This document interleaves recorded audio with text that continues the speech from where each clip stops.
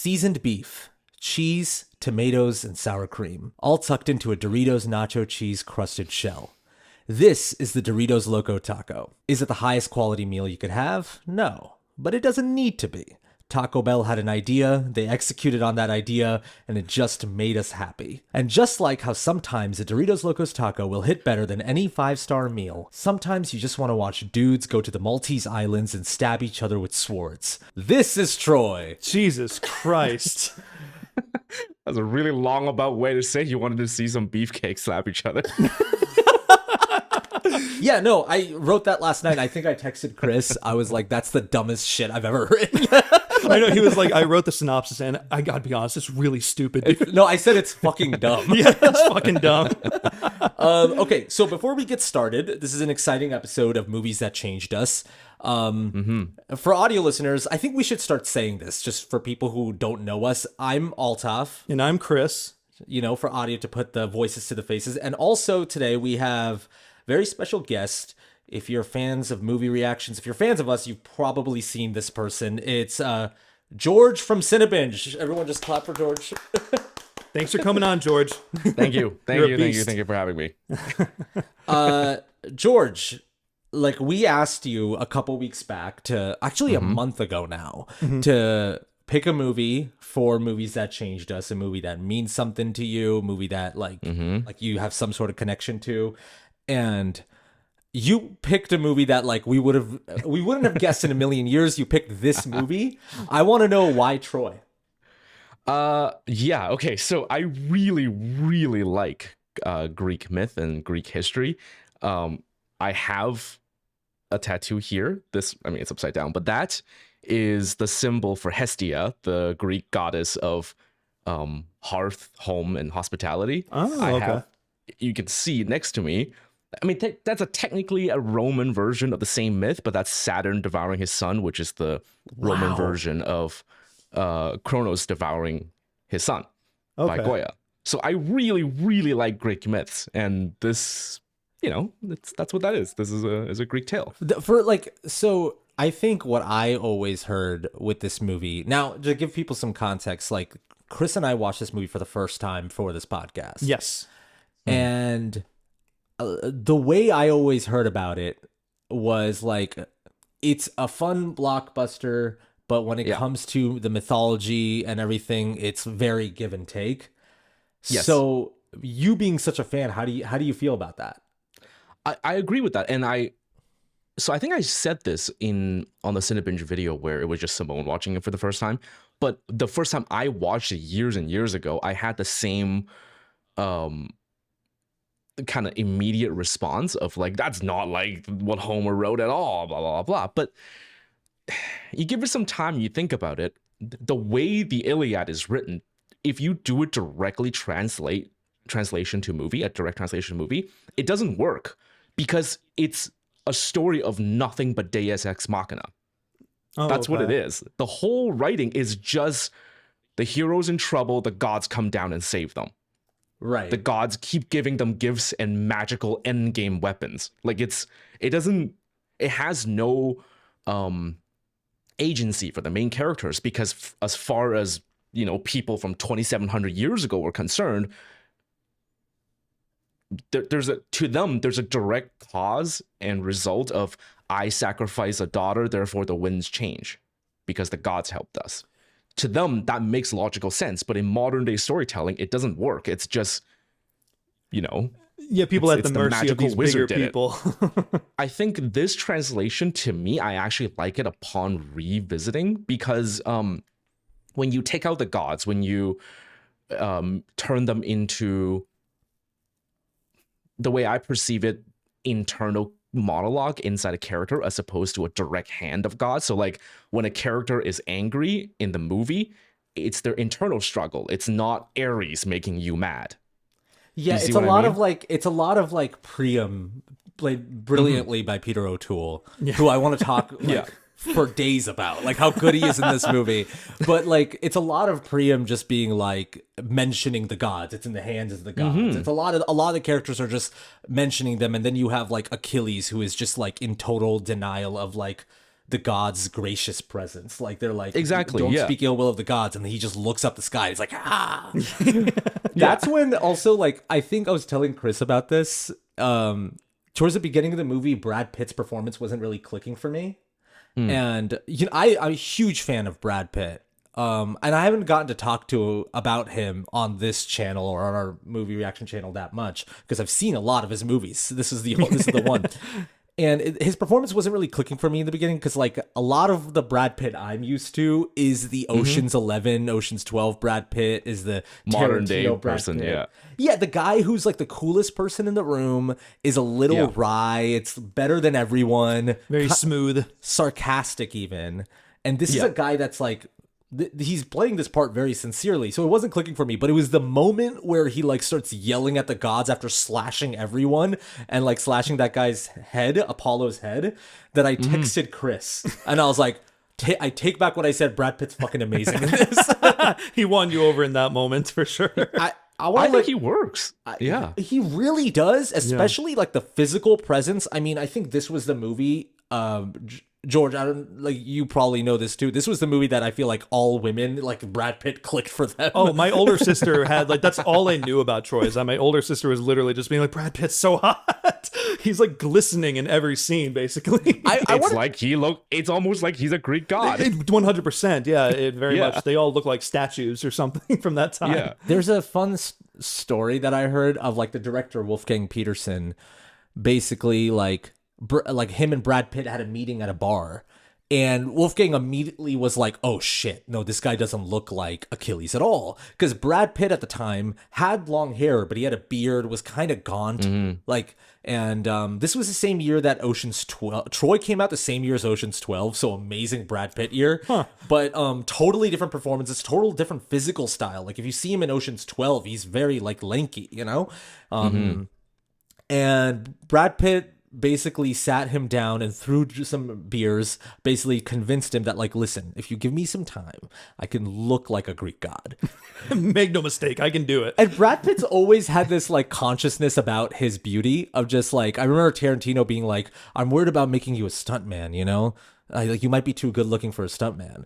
And Brad Pitt's like, yeah, I know what you're talking about. I know what you're talking about. Like, he's always like, it's not even an ego way, and it might be, but it's more of just like, listen, I get it. Like, I look really good. He's since actually, I think enough time has passed though. He's actually come out and said he wasn't having a good time with this movie when they were making it. He's came out and said that Warner's he owed Warner's a movie and he had to do this one. Oh, this movie reeks of like a one for them. Yeah. He I think he dropped out of what's that one? The Fountain? I think he dropped out of The Fountain. He was supposed to do The Fountain. I think that's what I remember. He dropped out of The Wow. Fountain, so then he owed Warner's a movie, and then they placed him in this one. Yeah. And yeah. But Chris, I want to let you talk for a second, Yeah, because like, what was your experience like watching this movie for the first time? So I saw the theatrical cut. I didn't know there was a 3-hour director's cut until I was an hour into the theatrical cut. George and I, so George, you watched the director's cut. I also watched the director's cut because Chris watched the theatrical and he was like, just watch the director's cut. It's Well, because the theatrical cut was on Apple, which it was. I was just gonna watch it. I just saw Troy was on there. I thought nothing of it. And then once I was looking it up on YouTube, because you don't have Apple, I saw the only version that's on YouTube is the director's cut. And I was like, wait, why is there like a 30-minute difference between these two?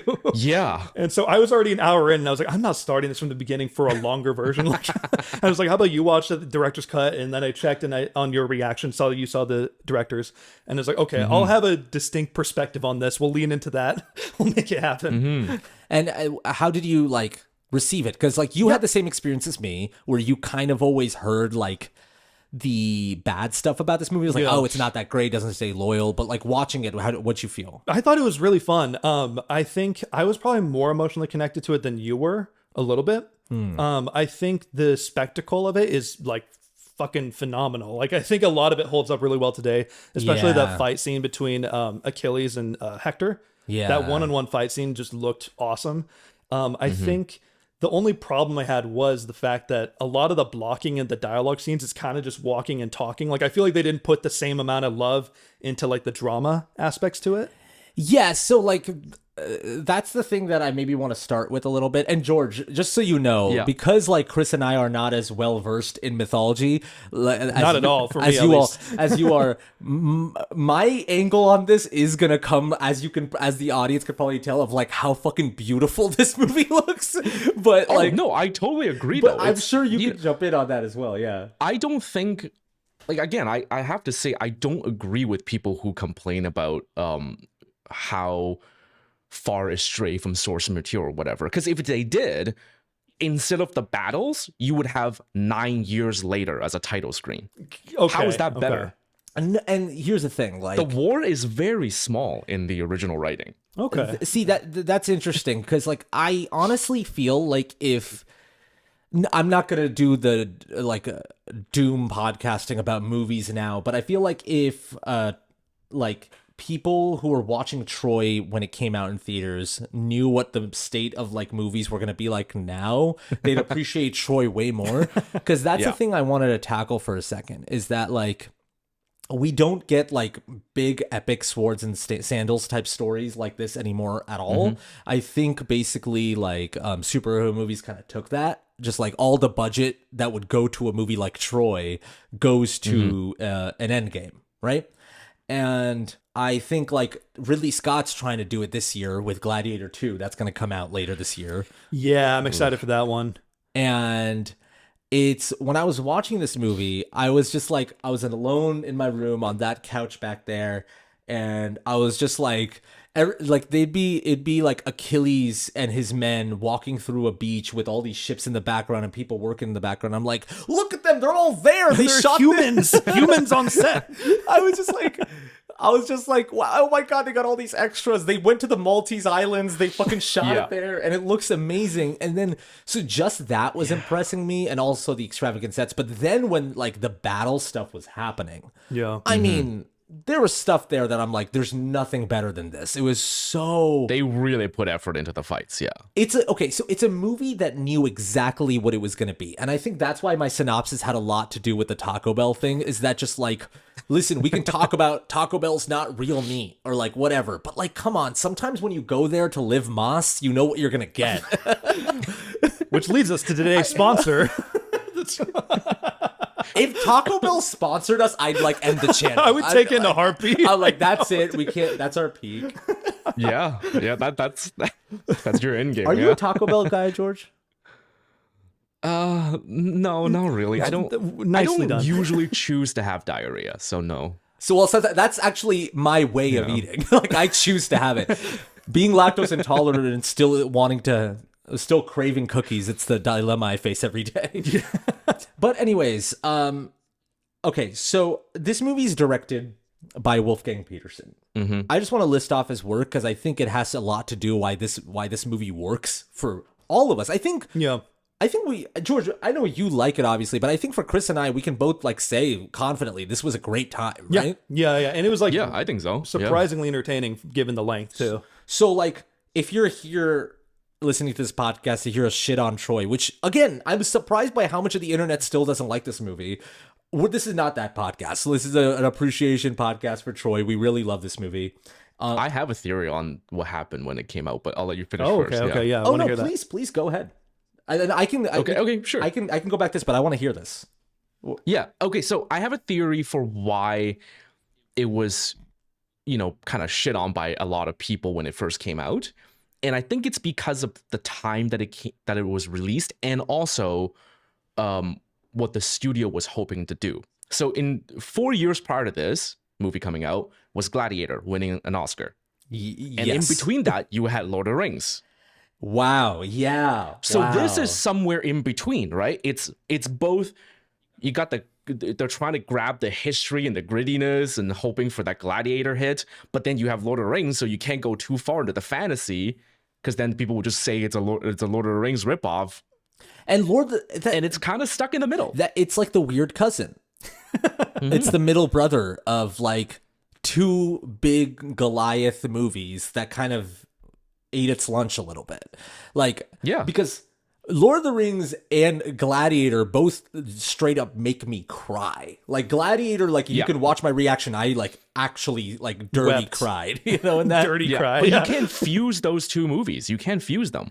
And It doesn't work if you try to make them into one. And this is somewhere in the middle. Yeah, because it has I think it walked a really hard line. yeah, and it's like that's the thing about this movie, if I'm going to give it criticism, is that it didn't move me emotionally the same way those other movies did. And I, you know, like the audience probably back then, I was also thinking to myself, I'm like, I mean, I understand what this movie's trying to do, but when it comes to like this movie, Gladiator's going to stick with me 10 times more just because of like how it emotionally moved me. But unfair standards, right? Gladiator's like one of the best movies, like one of the best swords and sandals epics ever made. And It also didn't need to work around mythology. It was just a real story. It didn't need to integrate these myths into it. it had a lot to balance for sure. Yeah, and it's a personal story. Gladiator is like essentially about one guy going through his turmoil. Who lost his family. Exactly, and then but Troy is it's more sprawling. It has two sides in the same war going back and forth, so it has more. And like even the different characters have different motivations, and some are likable, some are unlikable on each side. So it has more to juggle for sure, which you can It feel. has it has many characters as Lord of the Rings, but it only had one movie too, so it had to be rushed a lot more. Sure, yeah. So there's a lot more to cram in for sure. And yeah, Lord of the Rings had like, and I know this is Troy's based off literature, but what you were saying, George, which is like if they were gonna do like a loyal adaptation, it wouldn't translate the best way cinematically. And I think Tolkien, in a way, translates a little bit better cinematically if you're doing an adaptation. So like Lord of the Rings had like also just source material that was more welcoming in a way. Well, Tolkien's storytelling is 100 years ago. Homer's storytelling is 2,700 years ago. Audience has changed a lot. Yeah, people are a bit different now. Yeah, the storytelling methods have definitely changed. But it is weird though, because like people do look at like Iliad and the Odyssey as like the cornerstones, like some of the most important stories in human history. Yeah, and it's like the same way Shakespeare basically created the 4 story structures that we still use today. It's like you look back to like literature from then, you're like, oh, this basically invented all the stuff that we kind of take for granted now. I want to read out really quickly Wolfgang Petersen's like big titles that y'all might have heard of or seen. Das Boot, Never Ending Story, In the Line of Fire, which have you guys seen In the Line of Fire? I have not known. No. Okay, In the Line of Fire, it's a great Clint Eastwood movie where he basically plays like a Secret Service guy, but JFK got shot when he was in the Secret Service, so now he holds that as weight, and now he's still part of the Secret Service, but he's the old guy that everyone wants to be like, okay, you're too old for this kind of thing. And John Malkovich plays an amazing villain in it. So good. It's such a fun movie. Okay. In the Line of Fire, Perfect Storm, Troy, Poseidon. Now, something that's like, and he's done other movies too, but those are her big titles, right? Something that's similar about all these movies, and Das Boot, I can't really speak for because I haven't seen Das Boot. Have you guys seen Das Boot? No, I know a lot of people who love it though. So, like, a big like through line with all these movies is that they're just like popcorn cinema experiences where you go in the theater and you get like the full experience. Like whatever you want. Like even in the Line of Fire, there's a romance subplot with Rene Russo. Like there's action. There's like a thriller element. Troy has like that in strides. Like Troy is like everything you would want in a movie, right? So it has action, adventure, naked people, romance, naked people by strides. I mean, like I was like, Diane Kruger, look at her. Brad Pitt, look at him. Look at him.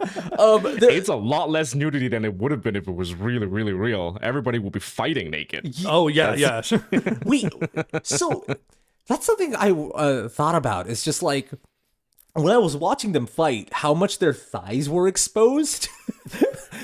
You know what I mean? I was just like, God, they're just like showing thigh. I'm looking forward to editing the B-roll of this, by the way, to enhance this moment. No, but like so when you're fighting, like when I'm fighting, I want to be fully clothed. And like just to think about these, like in these ancient times of them basically, like you said, George, like half naked or like, I guess fully naked. Did they used to fight fully naked? That'd be insane. Depending on how far back you go and depending on the type of fighting, but yeah, there were some combat scenarios in wars that were just full nude. George, this is why we love having you here. We're talking about the important things. This is the context we wouldn't get. But yeah, no, I mean, I remember like Brad Pitt's entrance is him in a tent, butt naked with like 3 other women. Yeah. It was 2, but yeah. 2. Sorry, I added another woman. My bad. But yeah, I mean, that was a moment where I'm like, oh, like I don't even know what to look at here. This is a movie. But yeah, it gives you kind of like the full experience. And I think Wolfgang Petersen, if you look at all of his movies, he's really good at that. But like, it's kind of like, if you're coming in, I'm going to give you everything you want. Fuck it. We're going to shoot on like in the Maltese Islands. We're going to shoot these amazing battle sequences and we're going to do them well. We're going to have buff people just slaughtering each other. We're going to have, just doomed romance subplots. Eric Bana fighting for honor. Revenge. Movie stars. Like, I mean, I think our audience knows how obsessed I am with like movie stars rocking on a movie. You know what I mean? And I mean, this has it. This has like what I want in a movie. So when I watch it, I'm like, this has everything I would want in a movie. Now, yeah, like I said, it doesn't like take me on that emotional ride that something like Lord of the Rings or Gladiator does, but very few movies do to the extent that Gladiator and Lord of the Rings does. It might be a very unfair comparison to make. That's why there's only one Gladiator, I mean, so far. And that's why even Peter Jackson himself trying to do Lord of the Rings again, it didn't work. Yeah, he himself. Once in a life, lightning in a bottle. Yeah, like, he made 3 movies that are just, like, I mean, I watched them recently, and I'm like, oh my god, like, what the hell? And yeah, and you can't really repeat that magic. I'm very, like... Jordan, are you excited for Gladiator 2? Not really, I'll be honest. Really? Okay, explain. I was very, very excited to watch Napoleon. Mm-hmm. And then I haven't seen it yet, but just from everything that I've read so far, a lot of my fears came true and a lot of my hopes died. I feel like Ridley Scott's recent, he's a volume shooter. You know what I mean? This guy's putting out 2 movies a year. Not all of them are going to be great, but in my opinion, he'll sneak attack some in, right? The Last Duel I thought was like really good. I was like, wow. But that same year he came out of House of Gucci, which is like, that movie's insane and it's not that great, but it's really funny just to watch them do these accents. But like, but Last Duel's an amazing movie. And that's like, I think the perfect encapsulation of what Ridley Scott is. This is a guy that like directs like a lot of commercials. So he can work fast and he's just like, fucking, let's just keep going. I'm like, I'm almost in my 80s now. Let's just go. Let's come on. I guess with Gladiator 2, it just depends on, like the creator himself understands why the first one was so beloved. I mean, I can't really put it into words, but there's got to be a reason for it, right? What is it? And I keep thinking about Hobbits versus Lord of the Rings. That's what Gladiator 2 makes me think of. You pointed out something interesting there, which is sometimes the creators of the original source material lose the plot and lose the reason why the first one was special. George Lucas is a great example of this. We don't have to get into it, but like, I think George Lucas kind of was always like, you liked it for the wrong reason. This is why it was good. I'm like, I don't think so, man. Like, yeah, it has to justify its existence, basically. And I think like, listen, I'm excited for Gladiator 2, the same reason why I like Troy so much, which is like, it's stacked with movie stars. They're shooting it on location like they did the first one. It's people killing people with swords, And, I mean, it has Paul Mescal, Denzel. Denzel Washington's going to be in a Gladiator movie. Like, so there's these things where I'm just like, I mean, I kind of just want to see it really badly. At least just to see it. Just give me the movie. That's fair, yeah. But I will say, Gladiator has more weight to it, to your point, George, of just like how it really takes you on an emotional roller coaster. So there is a little bit more expectation. And it would be a bummer if it was just a fun romp. Like, I want my Gladiator movie to be a bit more than that. So I get your point. I get your hesitation. I also wonder, because like, if I remember correctly, Gladiator 1 was shot without a finished script. They were writing it as they were filming it. And I feel like sometimes for directors, desperation forces creativity. And when Yes. he may be one of those directors that way, if you give him a blank check, it actually doesn't go well. Well, I mean, it goes both ways. I mean, like Martian is one of my favorite movies, Ridley Scott movie. That movie seems like he was just able to do what he wanted to do, and it ended up being what turning out really well. However, to your point, when Ridley Scott's in his back foot, he does come out with his best work. Like it's a tried and true fact. It's always great. Anyways, let's talk a little bit about just where do you want to go, Chris? Do you want to talk about like some of the characters in this, or do you want to talk about like David Benioff and like the Game of Thrones in like all that aspect? The Game of Thrones. Yeah, I think like that part does like interest me. I think a lot of my favorite stuff is when they kind of show it from multiple perspectives, because I think that's, especially with war, I think that's when war is most interesting, is when you see kind of the depth that not everyone's just like, oh, these are the blanket bad guys, these are the blanket good guys. You know, there are good and bad people on both sides. And I think you can definitely feel David Benioff's fingerprints on that, you know, telling the story in that way.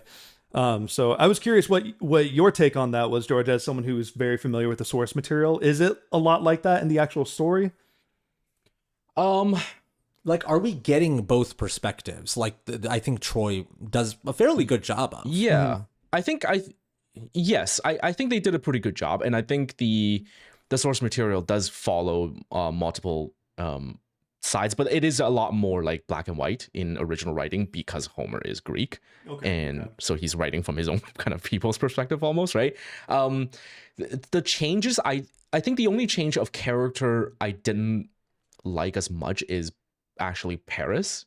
He's a lot more pleasant and a lot nicer in the movie, and I think it has to do with, again, if you're casting Orlando Bloom, you might as well, you know, utilize why people love him, because he's he's Dreamboat. He's Legolas. He's well, I think there's a big Legolas influence on this. I'm just like, we're used to seeing him as like the clean looking like good guy from Lord of the Rings. So he is such an asshole in the story. I mean, he's a lot worse. That's interesting. He's a spoiled brat. He causes the entire war. Like he's awful. This movie makes him just be a wimp. I think it's interesting though that you say that, because like, I can see, like you were mentioning even before, by not involving the gods directly in the story, they had to kind of approach it from a human standpoint. If they're going to show both sides, because Paris is already doing something really dumb by essentially just stealing the princess. Helen, And so I think if they made him like completely insufferable, it would make Hector unlikable, because he's the one who kind of steps up to defend his brother. So there's something. But that's the thing, though. By making him likable, you're now forcing Agamemnon, who, if you think about it, is actually the person who's wronged, right? Yeah. And it actually, in a way, made that more black and white. They painted the guy who really is a victim because his wife got kidnapped. In the story, she's forced to do this. She didn't want to go. It's just another god. Like I think it was Aphrodite that came in and mesmerized her, and then she wakes up. She clears her mind while she's in Troy and goes, "What am I doing here?" Whoa. Wow, yeah. She's kidnapped. Whoa. That's a whole different way of telling the story. This was like a real Hollywood version of what happened here. True love beats all. Yeah, the only way to really convey that in a movie, I think, is to probably make the protagonists the gods themselves, manipulating everything and making them be the ones that are motivated to choose to do things from like an outside perspective. You know, if you want to quote unquote like accurately portray it. In a 2.5 hour, I mean, this movie's the director's cut 3 hours 16 minutes. In this time block, in like the early 2000s, when I can see why they didn't go that route, because there's a lot of table setting that needs to be done if you need to go that. But if this movie was done now, I couldn't help thinking about this movie would not be a movie, it'd be a TV show, and they would. It had to be a TV show if you're gonna do gods. Yeah, and if they want to get like, you know, do those big moral gray zones or just straight up like kidnapping Helen and all that stuff, I'm sure they would do it now. Like there's a lot of like, if it was the right people, they'd do it now and it would full on just be a show, you know? Yeah, but I mean, you know, despite me saying my least favorite part is the change to Paris, again, I understand why, right? Like for all the reasons you guys said, but like the Aphrodite's thing in the story is her mesmerizing Helen. But if you translate that into a non-god existing world, then Aphrodite's is lust. Yes. then you can explain it away as Helen had a moment of lust, followed, the guy that she wants to bone, and then by the time she got to Troy, she regrets it and wants to go home. I will say, yeah, like Helen is like not having the best time. Like when she gets to Troy, it's not like, oh, but I'm glad I'm here with you. She immediately wants to be like, we fucked up, man. Like, Yeah, she just watches her world fall apart before her eyes. And all then these she's people like dying, and she's seeing a war happen because of her. She wants to leave. Eric Bana stops her. Yeah, no, but I thought it was very fascinating, like how well this movie balanced both sides of the story, because like I think it works because Achilles is so conflicted about the king he works for, who is played brilliantly by Brian Cox. Brian Cox, who is just like, we all know him from Succession, and that was like, I think for people of our generation, that's kind of what we'll remember him as, the guy who just says fuck off in a business meeting. But like, it's so funny when you watch like early 2000s movies and he's just popping up. Like he's an X-Men, he's an X2, oh yeah, he as is, the yeah. villain. And he's really good in it, but it's just like, Brian Cox, like, but the casting of this movie, and this is where we can get into like, we talked about Brad Pitt, but this is where I want to get into Eric Bana and all that stuff. Chris, I know Eric Bana was like your favorite part of this movie. Yeah. But there's a thing with the casting of this movie that is like a brilliant stroke of like, whether it was Wolfgang Peterson or just the casting director, knowing that like, we just need to put certain people in this movie so like the audience will just believe it. So like, I don't know, fucking Sean Bean just showing up in this movie. So I was telling Chris, like in the director's cut, and apparently, I don't know, George, like if you knew, but like in the theatrical cut, this scene doesn't exist. But like, Odysseus's entrance in the director's cut is basically like, him on this hill with his dog, and basically telling them is like, oh, they want Odysseus. He's always like pawing at my wife or whatever, and eventually reveals that he is the king. And is like, but I'll miss my dog. And it's such a great, like, when I saw Sean Bean, you guys, like, there's so much joy that just came through me because I just didn't know he was in this movie. Yeah, I explicitly didn't tell you too, because I watched it before you, and you're just like, oh yeah, no, Brad Pitt's doing this thing. And I just remember thinking in my head, I was like, oh, just wait. I know he's going to react to Sean Bean. But I don't know if you guys feel this way about this movie, but it's like, for me, it's like, sometimes when you have actors like Sean Bean, I'm like, of course, yes. I immediately believe it, just maybe because of like just the movies he's been in before, and also now putting into context after Game of Thrones as well. He also has this very satisfying way of talking. Yeah. This is very... I think I don't know this, but I have a theory, which is that I have a feeling they cast Sean Bean as Odysseus is because they were hoping to do the Odyssey. George, I wanted to bring this up because the Odyssey is the one piece of literature from the mythology that I actually am very familiar with.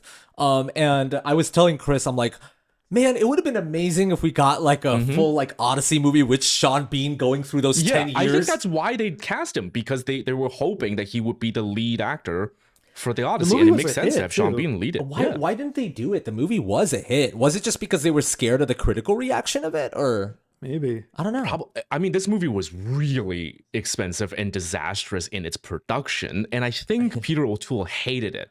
He walked out 15 minutes into the premiere. That is okay. This is that's a great segue. I want to talk about Peter O'Toole, one of the best fucking performance in the movie. Oh yeah, he's great. So George, am I wrong? You guys recently did Lawrence of Arabia on the channel, right? Yes. Okay, so I haven't seen that reaction, so forgive me, but was it both your guys' first time? And we should shout out Simone too. Yeah. Both first time seeing it? Brand new, yeah. Yeah, both of us. What did you think? I did really, really like it. I was just mostly thinking about Dune the whole time watching, because you can see the inspiration. It's interesting, yeah. It's very, very epic and it's very grand, but I also definitely got a sense of like 60 years now? No, 80 years, almost 80 years of storytelling change, because that movie is a lot of riding on camels and going to a location. 100%. I will just jump in and say I would have been happy with an hour more of that. like for me, I think Chris knows this. I get swept away by the spectacle of something very quickly.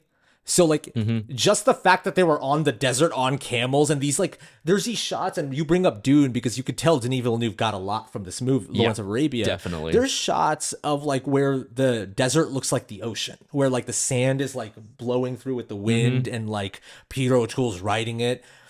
Now, not to get too into Lawrence of Arabia, Chris, I know you haven't seen it either. So Not in a long time. I have, funny enough, I have seen it. I was just so young that I don't remember it, so I pretty much have it, but I remember images from it. I think I watched it for the first time last year, and it was on HBO Max, and it had this brilliant like 4K transfer. Like it looks so good.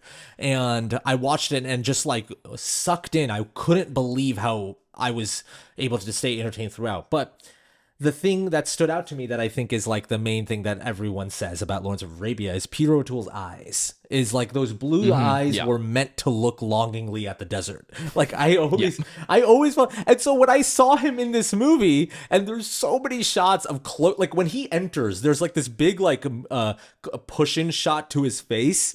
There's shots of him looking at Troy burning, and it's just like in like agony. And I'm like, they're using the shit out of his eyes because they know what they have. Yeah.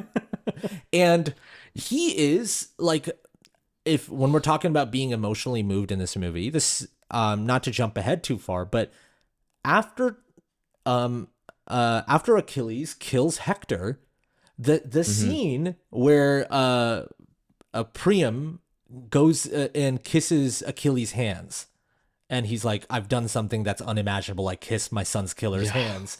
And that's heartbreaking. The line that got me was just like, you're my enemy tonight, but enemies like can have respect. And like I sent a photo of my TV during that scene to Chris, and I'm like, Peter O'Toole came here. It's like, I'm out. I was in Lawrence of Arabia, motherfuckers. I'm out acting all of you. Like gonna collect my check, kick your asses in this. So it's really fucking fascinating and honestly kind of badass that Peter O'Toole's like, fuck no to this movie, because he's giving such an amazing performance. By this point he's already legendary. He doesn't need to care. Like he's a true. He's have to worry about his next job. It's Peter O'Toole. No, this guy did a favor. Like, well, I mean, even it changed Achilles after that too within the movie.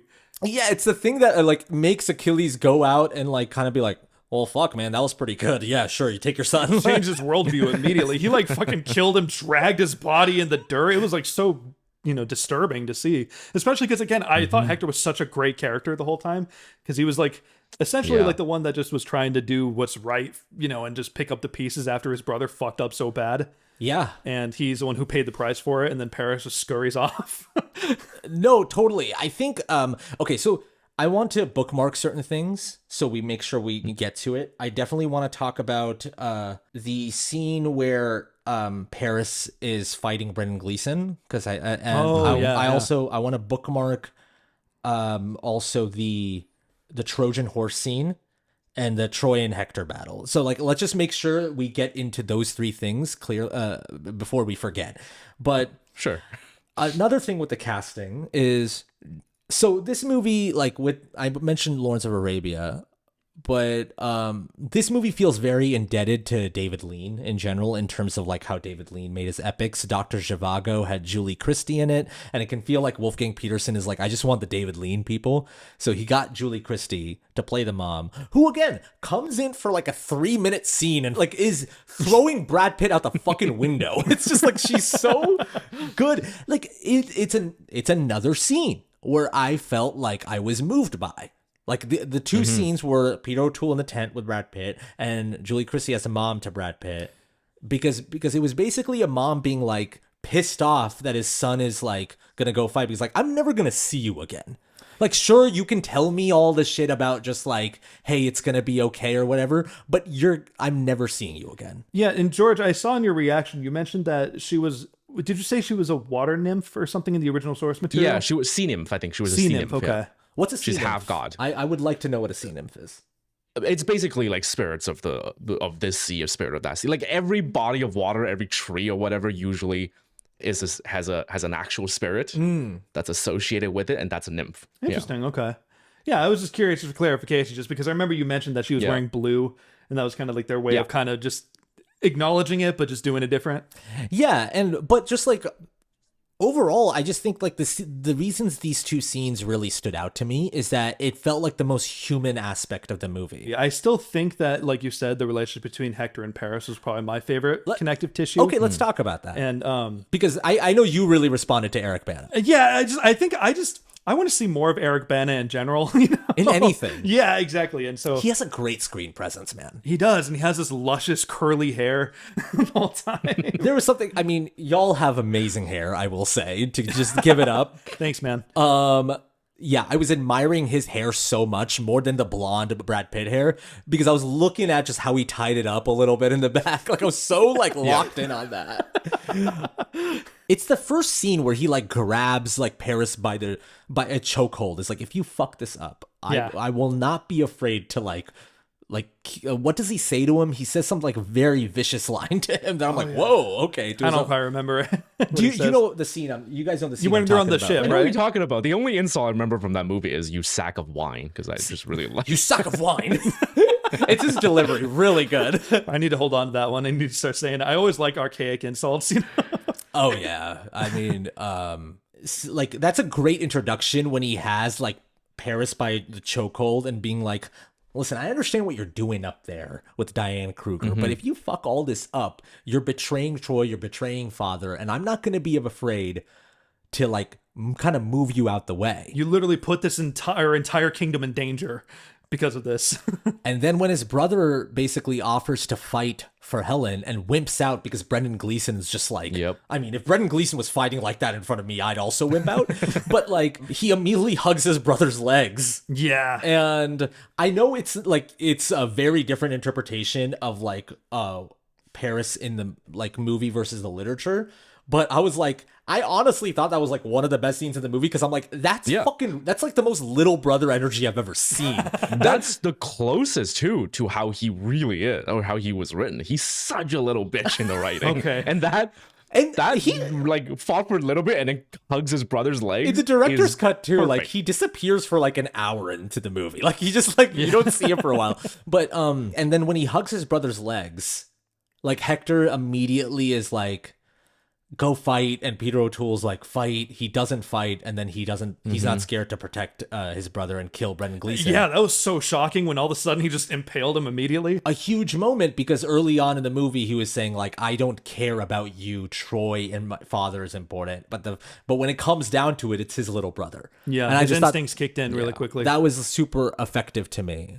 Also, just like Eric Bana's character being like a guy who has like a happy home life, like as happy as it could get back then, you know? Like the fact that in the opening, Brendan Gleeson's like, I got all these women for you. He's like, my wife's waiting at home. And then his wife's there. His wife comes in, and I think played by right here, Saffron Burrows. I don't think I've seen her in anything, and if I have, I might have missed it. But his wife played by Saffron Burrows, and when she hopped onto screen, I remember just being like, oh God. Because having a moment, I'm like, that's the most beautiful woman I've seen. Like, Yeah, dude, like fucking everyone in this movie is stunning. but like, yeah, he has her, and then he has his like baby, and he has like a life, you know, outside of this. That there's hope for, like, there's like, man, just be with your family. You know? Yeah. Even that moment too, leading up to when he's gonna fight Achilles one-on-one, how he just kind of goes one by one to kind of pretty much say his goodbyes. Like he's anticipating his own death right there. You know, he's going up, and you know, and his wife is like clearly upset too. Yeah. What are some like, what other stuff has Eric Bana been in? Because I'm going completely blank on his filmography. the Hulk. Hulk, that's an elephant in the room. Yeah. Oh, okay. George, I just got to get you in on this. Sure. I've recently become a huge fan of the Ang Lee Hulk movie. When I was a kid, I watched it, liked it, and then as I was growing up, I like everyone like rejected that movie. And I rewatched it again and just completely fell in love with everything about it. Yeah. Chris is not on that side with me, so you can feel comfortable not liking it. But like, how are you on the Ang Lee Hulk? I like Bruce Banner. I don't like the Hulk in those movies. Okay. Because if I remember correctly, didn't Ang Lee himself do the mocap? For He did. There's like BTS footage of him like just like raging, smashing the dogs. But that's the thing. Ang Lee is like what is he, like 5'6"? No, but honestly, that's kind of what I love about it. It's just like this like short man's complex of like, I want to be the Hulk. But that's the thing. That's him ruining the part of the Hulk, Yeah. I think, because he doesn't have that energy. He's not a mocap performer. Yeah, I remember they had to do that for the God of War reboot, or the Viking God of War series that they did. Is that they recast the character of Kratos because they were going to switch to mocap, and the original actor didn't have the physicality that the new guy has. Oh. Because if you see the new guy who plays Kratos, he's like a fucking tank. He's huge. And I mean, he's like, when he was at that like game show awards, and I was like, oh yeah, of course that's great. I was like, no way. Yeah. Like, I understand. I have a feeling some people might say this. Like, I understand you can scale up the mocap and make him literally bigger, but the gait, the sort of the proportions, the way that you move, if you're not a big guy, you're gonna move different. Yeah. I will say they were able to make it work with Mark Ruffalo. Unless, like, what do you think about Mark Ruffalo in those movies? Because Mark Ruffalo is kind of a shrimpy dude. Is he shrimpy? Yeah. Oh, okay, yeah. I think so. He does, but then he's an actor. Like, I know, like, I feel like he can. I see your point. Embody the your motion, like the feel. You know what I mean? Yeah. There's a dominance and energy that you bring. Okay, yeah, So Mark Ruffalo is 5'8". I just needed to look it up. I didn't want to call him shrimpy and it turns out he's 6'1", and then everyone in the comments is sounding off. Justice for Mark Ruffalo. Mark Ruffalo responds with a TikTok crying. By the way, what are you drinking out of? That was a big old mic. That's a liter of coffee. Oh, that's awesome. I brought a thermos here. It's actually, we have a time difference right now. It is, what time is it right now? It's 9:54 for us. It's 9 a.m. here, so we got up pretty early so we can make it to do this, Eric, so I'm just chugging coffees myself. who else? Okay, so we mentioned Sean Bean, how he really sells the shit out of the movie. Is there anyone you want to give a shout out to, George? Or at least any actors or anyone that... Or like, overall, how do you feel about the performances? Do you think they like sold it? Do you still think they sold like these Greek gods or these Greek like legends really well? Yeah. I remember having this opinion at the time, like when I first saw it, which is like, oh, this is so Hollywoodized. Everyone just looks like, they're walking on a red carpet. But then I thought about it more since then, which is, if we see this as a mythology, which it mostly is, everyone should look amazing, way more amazing than it is, because it's a fantasy. It's ancient Greek fantasy. And it's also, I've always said, the reason I love movie stars is, sure, you can look at it from a perspective of just like, oh, it feels too Hollywood. But also, I think the advantage movie stars have is, as an audience member, if you want an easy ticket to if you want to process a movie that is a little bit more like of a period piece, that even though it has action, there's a lot of scenes in rooms of people talking, right? And I think maybe nowadays with TV, we're used to that, with Game of Thrones, used to that. But back then, like, if people are coming to a theater to see this, and there's a lot of scenes of people in rooms talking, I want to see Brendan Gleeson and Brad Pitt talking to each other. I want to see, like, you know what I mean? Yeah. And it's easier to digest as an audience. So movie stars have the ability of, like, bringing audiences into stories that they're not familiar with, or in more like, whatever you want to call it, artistic movies, it's a more ticket in for that audience to be like, okay, this feels a bit pretentious, but I mean, I don't know, Clooney's in it. I'll watch Ryan it. Gosling's in it. Exactly. So now it feels like I should check out Drive because Ryan Gosling's in it. You know what I mean? There's the other part of the thing too, which is, the other thing is that you also have to consider the other half of the world who didn't grow up. Yes. Or might not even be aware of what, the Iliad and the Odyssey are. Like, there's a whole other part of the world. The majority of the world don't speak these languages. They don't know. They don't have a special attachment to these mythologies. And so for them, the only draw is the movie star. Oh, totally. I think it's an interesting thing you brought up about the international aspect of this movie, because this movie had to have done well in the international box office.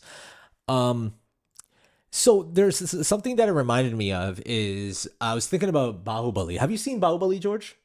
No. Okay, so same guy who made RRR. Bahubali, Chris, is that movie that our friend talks a lot about with the shields. Yeah, I was gonna say that's the Shield movie, right? So Bahubali is this huge, like, 2-part war epic. And I was thinking about that movie a lot while I was watching Troy. It's an Indian movie for the audience that doesn't know.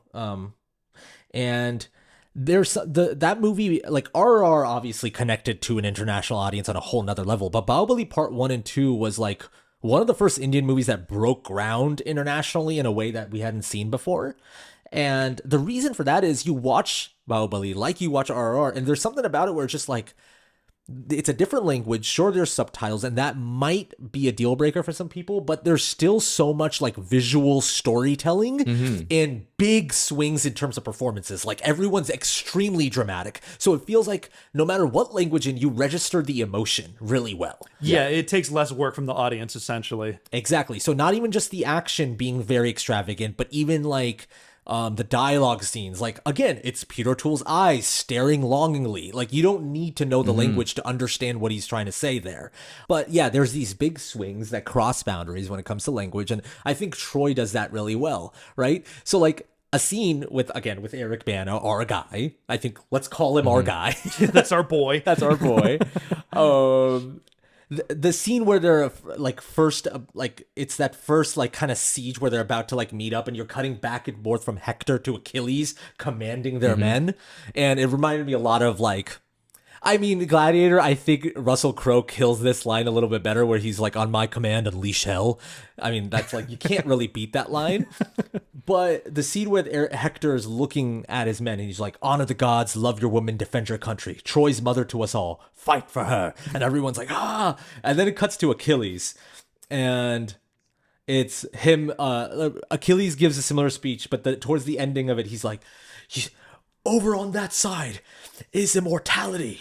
Take it, it's yours." And I'm like, you don't need to know English to understand the emotion behind what they're saying. Yeah. It's immediately you're just like riled up. Well, and it's an interesting dichotomy between what they each stand for, because like, you know, Achilles is like all about kind of legacy. That's the thing he talks about. That's what even the movie, the opening narration starts with, is like, will people be talking about us for generations after we're gone?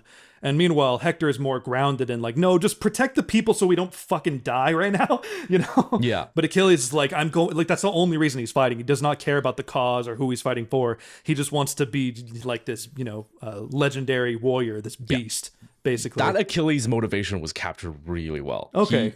He was offered a choice by his mother, right? It's if you go to this, your name will live forever, but you will die. He was just told this right at the beginning, and then he chose to go, because the other option is you can stay here and live out the rest of your life in happiness, in you know, with a beautiful wife, with loving children, but you will not be known at all. Yeah, that's so interesting. It's a recurring theme throughout the movie too, the theme of legacy and like what it means to these characters, to both Hector and Achilles, of just like the importance of our names living on. And Achilles, obviously, that's so like important to him in the beginning, of like, my name needs to live on, right?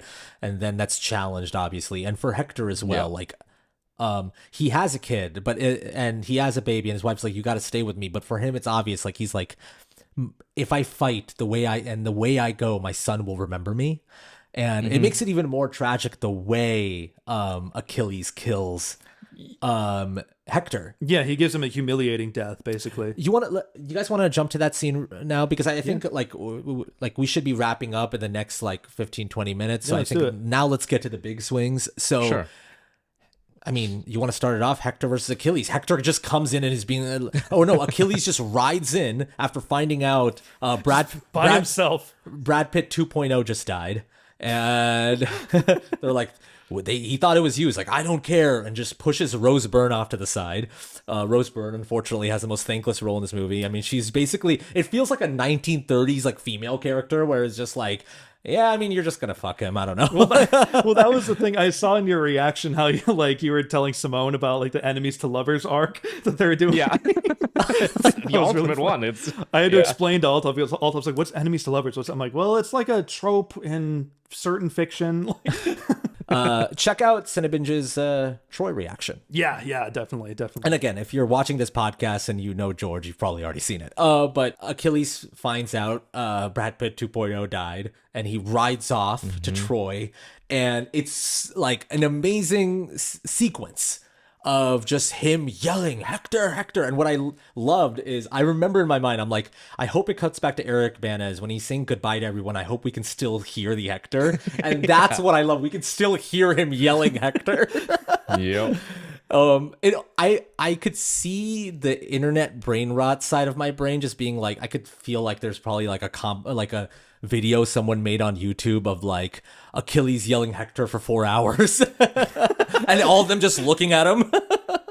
Every time Brad Pitt swings a sword, it cuts back to him yelling Hector. Yeah. Or it gets higher pitched, or the speed increases, or something like that. Just garbage memes. We say garbage, but I mean, you and I would be like laughing over that. Oh, I know. I think the people who make them are like, I'm going to make a garbage meme. It's an interesting thing too, just because I feel like Hector knows he's gonna die. Yeah. Right? Like, I don't But think it's Achilles. Yeah, of course. He's going to go toe to toe with what's known as probably the greatest warrior living at that point. So he knew at that point, like, it's over for me. I did my duty, and it's time. And what are some stuff in this fight that stood out to you guys? We're watching it now. Like, I mean, talk about it a little bit. Yeah. I mean, the fact that it's the two of them fighting for real, and there's like the famous trivia about this fight scene, right, where they made a bet with each other. No. I didn't know this. Shit. Oh, okay, Tell yeah. us. So no stunt doubles. They genuinely fought each other. I mean, and they great. They had a bet of saying, every time you make contact, you owe the other person $5 or whatever. And by the end of the fight, Brad Pitt, I think, owe Eric Bana like hundreds of dollars, and Eric Bana owe him nothing. Oh, fuck yeah. What a champ. I heard this story that Matt Damon told that's something similar in like when he was making those Jason Bourne movies, that the first one, because like the first Jason Bourne movie, like, I mean, Matt Damon was not doing like a lot of action movies back then. This was like a big thing for Matt Damon to do an action movie. So he basically just told, like, when he was doing the fight scenes, he told like the people that he was fighting who were actual stunt performers, he was like, listen, if I accidentally hit you or punch you, like the art of like pulling a punch is like, I mean, that's hard. And like, if I accidentally hit you, for every hit, I owe you a bottle of champagne. This is the Matt Damon, I'm really rich thing, Yeah. But like, and he told the story. He's like, and I mean, by the end of the shoot, I owed like 3 stunt performers a case of champagne. Like, it was just like, Everyone had liver cirrhosis. Yeah, exactly. Oh, thanks, Matt. yeah, on champagne. They're just getting blasted on You champagne. can get blasted on champagne. Yeah. It hurts my stomach before it like really kicks in for me, but But yeah, it's very much like, again, it really reminds me like during the time of this movie, superhero movies weren't like the mainstream part of box office. So when I see like Achilles and Hector coming in, I'm like, oh, this is like for our generation. This is like Iron Man, Captain America fighting for the first time. Yeah. It's like, it's kind of that level of like grandeur of like, we're seeing this. Like, this is amazing. and the tension's there too. Like every swing, I'm like worried one of them's gonna get hit. And I love that they didn't do a million cuts, because it was just the actors fighting. They get to just have steady shots for extensive period of time and just watch the performance. You can just watch the choreography. They didn't have to cut a million times to hide the stunt double. 2 things that really stood out in all the battle sequences, including this one, George, is that like, one is that they're shooting on locations that are extremely like sunny and bright, which is the nighttime scenes are kind of reminded me of Lord of the Rings, the way like Lord of the Rings in the night is very brightly lit still. And I feel like this movie does the same thing, and it pisses me off when I see like nowadays movies in the nighttime all look like fucking shit, and I don't know why. Like you can't see anything, but it kind of made me long for that time where I'm just like, we can interpret the night. It doesn't have to look like the night. Yeah, well, and it's bright and sunny. It's in such an open field too. There's like so little to look at besides just these two fighting. So there's no distractions, and it's very personal. And another thing about the battle sequences, not just Hector and Achilles, but in all the battle sequences, they do something that I always appreciate when a big action epic does, is that every stab, every slash, every hit, you feel the impact. There never feels like this like mindless like slashing. Like when someone slashes at each other, it cuts to a shot of a thigh being cut. You know what I mean? Like you feel it. Yeah. Like, so if Brad Pitt's hitting these people, you feel all that impact. I think James Cameron, I always reference him, he does that really well through his action. If you watch his action, like when someone's shooting at each other, it's not just a bunch. You don't just hear gunshots. You see a shot of someone getting hit. You know what I mean? And just something I really appreciated.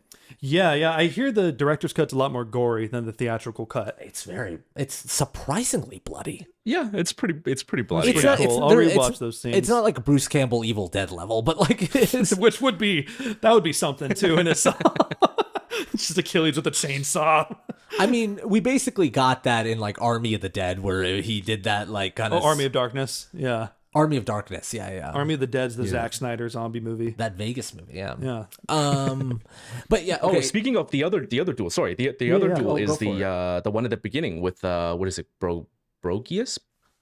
Orkius, the one stabbed to the neck. Oh, that one. Okay. So yes. Wait, is No. that Tyler Mane's about, character? do you know about the injury though from that one? No, please go. So Achilles, Brad Pitt playing Achilles, famously are you talking tore about his the Achilles. first fight scene that Brad Pitt Yeah, has, the first right? fight scene when he just stabbed It's his an neck amazing and that shot. guy. It's like a So that shot where he jumped up to stab him in the neck and then lands. Yeah. That one take, that's where Brad Pitt tore his Achilles heel playing Achilles. fucking When he lands, you can see it on his face. He's like looking down, going, "Oh, Oh man, I mean, this movie looked like really hard to make. It looked like it was torture to make because they're just out in the sun for like days. there were so many." Okay, I have it written down right here. Do you want to know what happened in this shoot? Yeah, please. Yeah, it was originally supposed to be Malta and Morocco, which is pretty close geographically as a shooting location, right? But then apparently the Iraq War made them pull out of Morocco to shoot all those portions of the movie in Mexico. So now they had to fly the entire set across the freaking ocean, Which is like to another continent. Which that set's like a full-on fucking corporation. It's Yeah. a company. Like it's not. Exactly. But not only that, they then had to fly out hundreds of background performers and stunt performers from Bulgaria to Mexico. And then the set in Mexico, like 2 months into production, got destroyed by a hurricane. Oh my god. So then they had to rebuild it to shoot. And then the final 2 weeks before they wrap, another hurricane came and destroyed it again. God, I mean, maybe that's the reason Disney's just like, we're gonna shoot everything in a void. Who cares? Yeah, we're not dealing with the real I world. understand it. But man, and then those Bulgarian background performers got a rough deal. They were paid $12 a day to sit in the sun in Mexico Jesus Christ. all day. So and like, then Brad Pitt got paid $17 million for that's- this movie. it's 17 million. well, yeah. I mean, that was like the know. height of shit. I remember like I think for Ocean's 12, like George Clooney and Brad Pitt got a ridiculous amount of money too. But anyways, what I think like it kind of reminds me. George, have you seen Babylon? No. Okay. So Babylon, the movie that came out 2 years ago, much maligned, but like I fucking love that movie. That movie's a lot about like Damien Chazelle appreciating these like big like silent film epics. You know what I mean? There's this whole sequence where they're trying to get this one shot where in the background there's like 100 extras, but the camera breaks, so there's this like intense sequence, like feels kind of like Whiplash for like 10 minutes, where it's just like he's trying to get the camera from a rental company because the sun's about to go down in 5 minutes, and Spike Jones is giving like a German accent, just being like, where are they? Like, it's crazy. But that movie's a lot about just like Damien Chazelle's talked about in interviews, how like I grew up loving these movies, these big epics in the silent film era. It's just like, how did they get that shot? It looks so cool. And then you read the stories of like, it was such a tortured production. I mean, in Babylon, they show people just straight extras dying because like the safety back in the 30s was nothing. Didn't exist. Yeah. In the 20s especially. And it's just like, these movies I grew up loving were always torturous productions. People were horrible and evil back then with like, I mean, they still are, but in other ways, but just like, especially in a more glaring, obvious way. So it's this like mixture of like, it kind of, your story with Troy reminds me of that. I'm like, it seemed like a horrible production and every like these extras were miserable, but when you watch the movie you're like, they fucking made it. Like it looks amazing. And then you're always in this like, was it worth it, was it not? It's so crazy, right? Yeah, I mean, The Exorcist has a similar thing. Have you seen The Exorcist? Yes. Okay. Yes, I have. But yeah, I'm sure you've heard some of the trivia that the director put those Yeah. actors through like a lot to achieve. Well, what they achieved. Friedkin basically killed his actors on every movie. Like he was That's basically, the thing. yeah, like it's crazy. But then you watch Sorcerer and then you watch Exorcist. And these are fucking great, so it's always difficult. I will say, because it comes back to the Hector and Achilles fight, Brad Pitt stabbing someone and then just walking away just fucking worked both times. The opening shot, which was like a motherfucker of a shot, I was like, I'm in. And then Hector and Achilles, when he like, isn't there like he stabs Hector and then kind of just like has a little, you see like him walking away or something like that? Are you talking about when he gets his shoulder at first? Shoulder. And Yeah. both times I was like, that is always going to be cool, even though this is a tragic scene, you know? I'm talking a lot. Chris, what do you have to say about this? Because I think you wanted to bring it up. Yeah. Yeah, no, I mean, yeah, it was also just really devastating just seeing like that kind of pause of defeat when you're like, oh, well, yeah, there he goes. You know, once he gets hit in the shoulder and you just know he's queuing up to finish him off. I think it's when he like ties him up. I'm like, wow, oh my God. Yeah, he like makes sure he makes an example out of him, basically. Yeah. No, so that he has no eyes, no mouth, no nose, and no ears for the underworld, and just aimlessly walk blind, deaf, and mute for eternity. That's the punishment. As he'll be known as the fool who thought he killed Achilles. That's what he said. Yeah.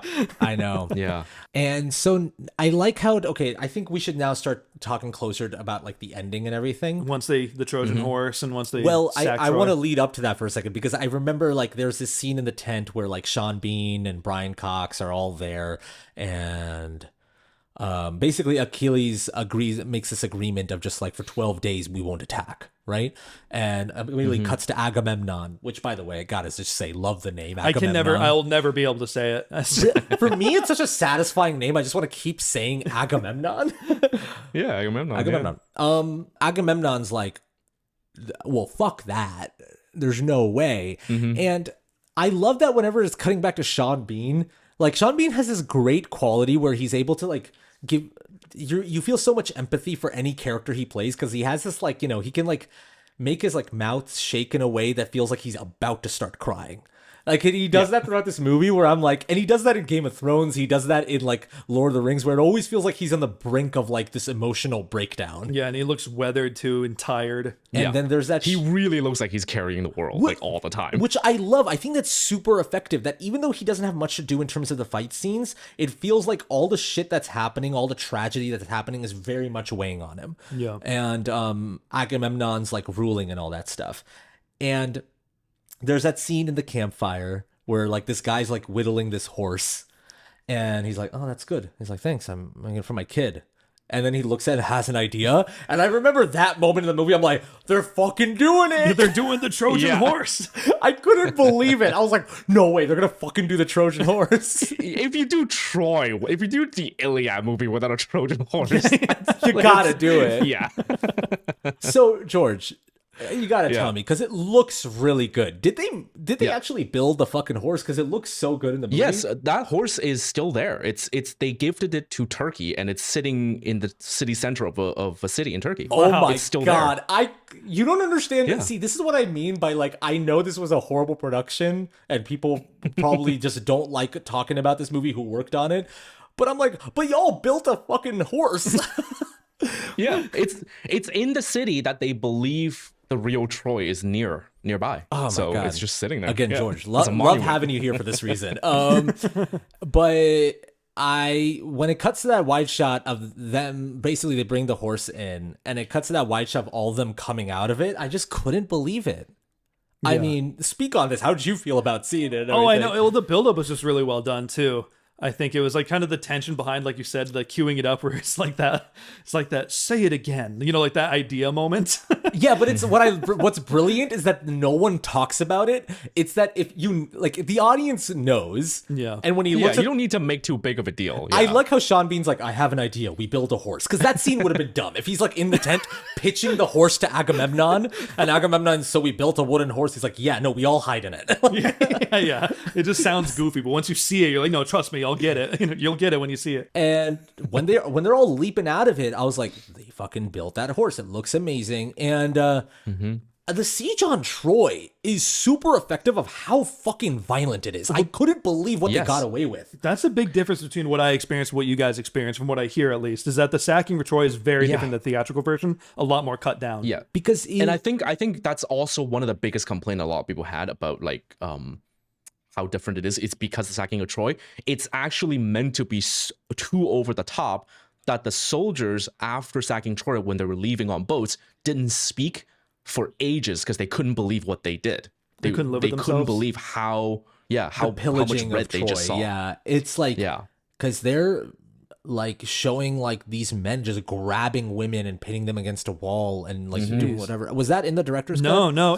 There's actually like 3 or 4 separate instances where men are just grabbing women like that. It's like really disturbing. Yeah, no, it was nothing like that in what I saw. It was mostly focused on the key characters, and you can see Troy like burning in the background. You felt the presence of it being attacked. But you didn't see like in the street details. It's but I did much see some of those worse, clips in your reaction though. I'd highly recommend watch George's reaction. Also, if you guys have, for people who don't want to watch the full 3-hour movie, just look up scenes on YouTube or whatever. But like, I personally thought that scene wasn't gratuitous. I thought it was actually like, I was like, no, this is what would fucking happen. I don't know. This is how like, it would go down. Yeah. Like these people weren't pulling punches here. Like they went all out. I mean, it is disturbing to see people that you like, people like Sean Bean and everything, be okay with what's happening. Because I just like Sean Bean and I don't want him to do something bad. And Achilles just is looking for a shorty. He's looking for Rose Byrne. And I mean, how'd you guys feel about like the whole the final scene with Achilles? I think it was interesting that Orlando Bloom got it because it's like him avenging his brother and finally kind of, on paper growing a sack. Sack of wine.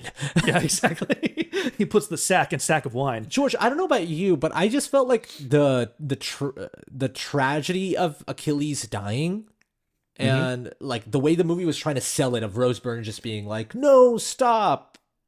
Orlando Bloom arrows him down and then obviously gets him in the heel first and everything, and that's cool. But I feel like the tragedy of it didn't really like sell well for me. I like kind of didn't like. I was kind of, it just washed over me. I'm like, oh, that's okay. Achilles died. Like, yeah. How did you feel? How do you feel about that ending and how they pulled it off?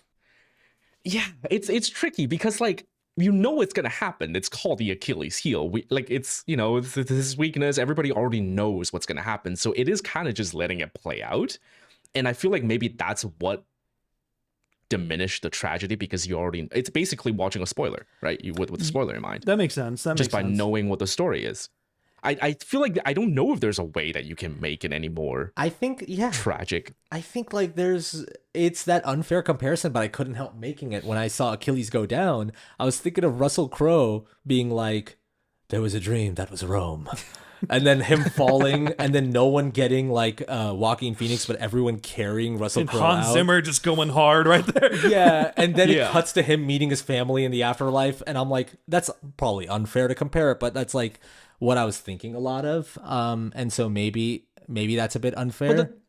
But the other thing is, this is the ending that Achilles himself chose, so he kind of just got what he wanted, really. Yeah, if you think about it, he wanted to be here. He knew he was gonna die. Right, 100%. If he went. Final thoughts on this movie? I think like I had a blast watching this movie. I had more fun than I thought I would have because of all the things that I always heard about this movie. The one image I had seen of this movie is a paparazzi photo of Brad Pitt on the phone at the desert. Have you seen that photo? No, I haven't seen that. It's pretty famous. It's Brad Pitt on the set of Troy, but he's on his cell phone in his whole Achilles outfit. It's just a really funny photo.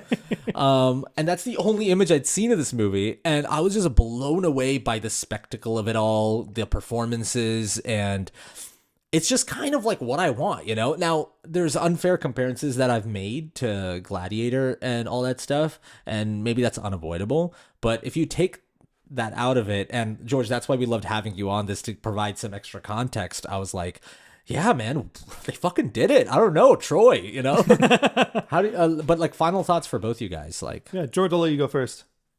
Sure. I pretty much echoing you. I think this is just purely enjoyable movie. That's what it's meant for. Not everything needs to be a history lesson, right? It doesn't need to be heavy. It's a mythology, so it should be fun and entertaining to watch. The only character that I wish existed, because it's one of my favorite characters, is Cassandra. She kind of appeared for a few seconds, but there's a really tragic story with her that, I mean, you mentioned characters that are like, heavy hitting in its tragedy, is Cassandra, because she is a priestess of Apollo who was cursed, blah blah blah, and her curse is that she can see the future, but no one will listen to her. And the entire God. story, she is just screaming, do not let that woman in. It will kill us all. She will kill us all. She will get us all killed. Get her out. Give her back. The whole time. And no one can hear her. That's her curse. Wow. I can relate to that. You know, Right? And it's and like, I don't know how they would have fit that in. That kind of deserves, I feel like that deserves like a movie, like a separate experience. Yeah. because that's like Cassandra's story. that's Yeah. like a pretty tragic story. I mean, kind of reminds me of a little doctor from New York by the name of Fauci. Let's talk about it. No, let's talk about it. No, just kidding. Okay, all right, wrap up, guys. No. I want to wrap this up with George. I want you to talk a little bit about like you have a history channel. Yes. I want you to Yes. talk about it a little bit so our viewers and listeners know about it. Yeah, it's a side project. I'm just doing it for fun, but you know, if it gets views, it's great. It's called Year by Year, and basically I just go by the Gregorian calendar, so start from year 1, and I just do videos on specifically recorded events that happen every single year starting from year 1 and just until we hit now. So Very Yeah, cool project. Yeah, I was gonna say because I watched the first one that you did, and I was surprised by how much like charm you put into it. Like you put a lot of quirky sense of humor into it, and like I also, but it was still like very detailed in terms of what whether you're doing before the Common Era and what those years meant, and just kind of being okay. These are the rules we're gonna work with when we start this. Okay, cool, let's go. yeah. Yeah, so for our viewers and listeners, check out Year by Year. And for people who don't know George, this is the first time seeing or listening to him, check out CineBinge. If you like our movie reactions, you'll definitely love them. We miss Simone. Wish Simone was here. But it's great. We love them. George, thank you so much for being on. We really Thank you for having appreciate me. you, man. Thank you. Thank you so much for your time. We're gonna let you go. Thank you so much to our patrons for supporting us again and again. We really appreciate it. Last but not least, stay nice, dudes.